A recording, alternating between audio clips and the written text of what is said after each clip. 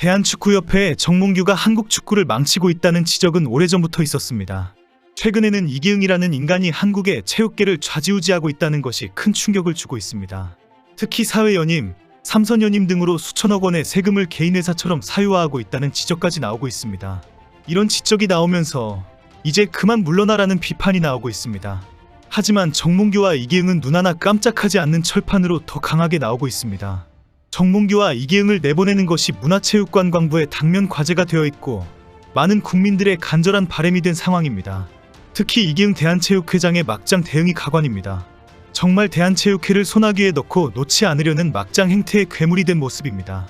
이기흥은 13일 문화체육관광부를 위법 부당한 체육 업무 행태에 대한 공익감사 청구서를 감사원에 제출하겠다고 발표했습니다. 전날 문체부가 발표한 대한체육회 감사원 공익감사 청구에 대해 맞불을 놓으면서 너희들도 감사원에 감사 청구하겠다고 반박한 것입니다. 체육회의 이런 발표에 이기흥이 정말 막가기로 작정했구나 하는 비판이 쏟아졌습니다. 대한체육회장직을 4번이나 연임하겠다는 것에 태클을 거는 국가기관을 상대로 선전포고를 했기 때문입니다. 이기흥은 직접 취재진들과 만나서 미래로 가기 위해 객관적으로 제3의 기관에서 한번 확인해보자라는 의미라고 설명했습니다.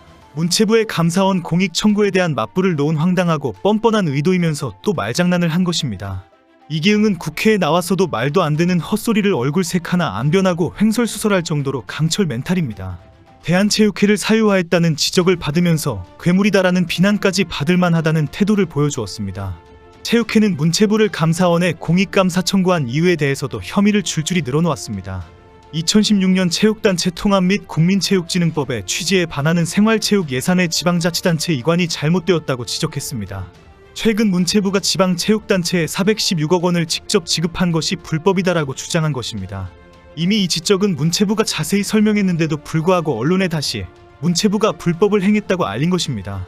체육회는 이런 주장을 하면서 사업 예산 집행 과정에서 과도한 개입 및 부당하고 고의적인 사업 승인 지연이 발생했다고 주장했습니다.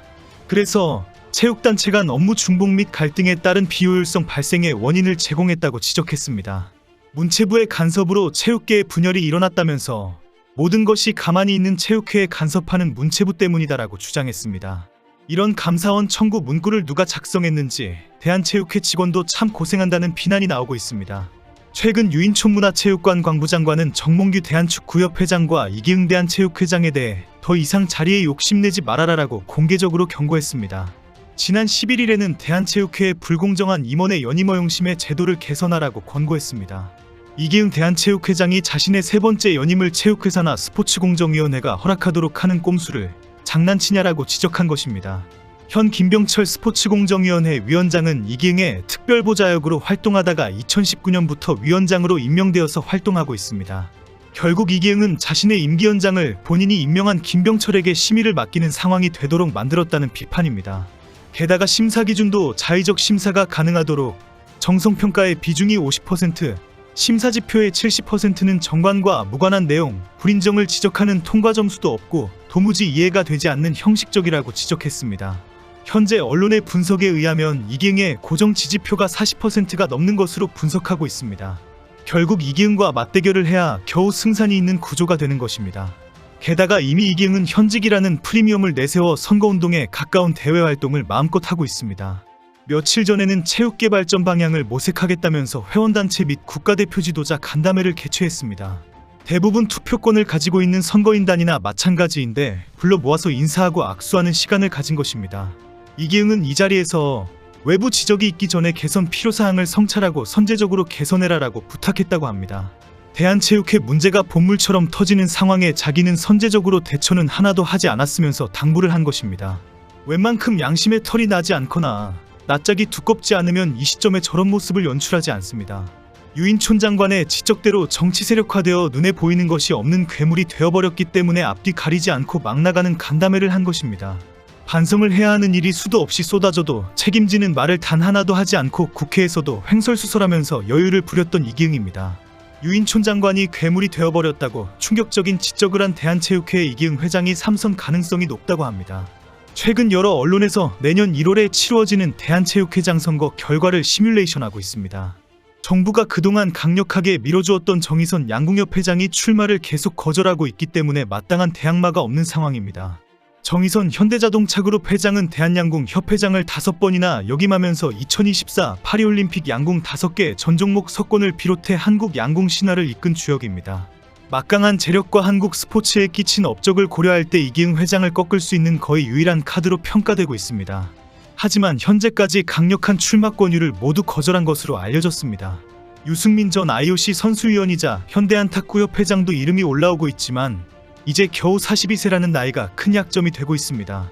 대부분 60대인 지역체육회 꼰대 노인들이 유승민을 찍을 가능성이 거의 없다는 분석입니다. 결국 다시 거론되는 인물은 지난 회장 선거에서 이기흥의 득표율 46.4%에 이어 2위에 오른 강신욱 교수입니다. 강신욱 교수는 득표율 25.7%의 득표력을 보여주었고 이번에도 출마할 가능성이 높습니다. 지난 7월 유인촌 장관은 대한체육회는 1년에 4,800억 원이라는 엄청난 금액을 지원받았고 이기흥 회장은 모든 것을 마음대로 해왔지만 한국 체육은 갈수록 후퇴해왔다고 직격탄을 날렸습니다.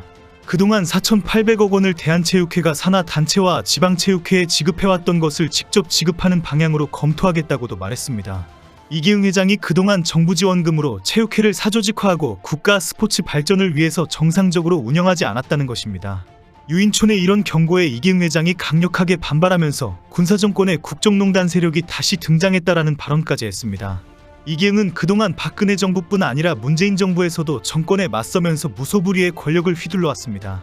보수 정권에게는 군사정권이라고 하고 진보 정권에게는 좌파 공산 세력이라고 공격해왔습니다. 이기흥에게서 체육회 임원 자리나 이권사업에 콩고물을 받은 체육계 조직들을 총동원하기도 했습니다. 게다가 이기흥은 조계종 중앙회 신도회장이라는 엄청난 권력을 유지하면서 종교계의 지원까지 얻고 있습니다. 이기흥이 체육계에, 정치계에, 종교계에 뿌려놓은 인맥이 워낙 막강하기 때문에 지난 정권들도 결국 이기흥에게 굴복했다는 지적이 나오고 있습니다. 이기흥이나 정몽규, 김택규는 절대 자리에서 물러나지 않으려고 최후의 발악을 시도하고 있습니다.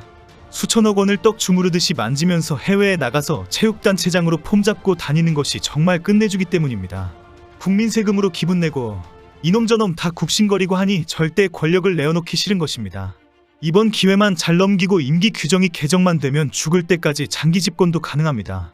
눈에 보이는 것이 없을 수밖에 없습니다. 정말 괴물이 되어버린 체육계의 협회장이라는 인간들, 그리고 맨 윗자리를 차지하고 있는 이기흥은 당장 물러나야 합니다. 물러나는 것뿐 아니라 배임과 횡령 혐의로 강력한 형사처벌을 받아야 합니다. 한국 체육계 전체가 변해야 할 것들이 정말 많습니다. 축구부터 좀 변화시켰으면 좋겠네요.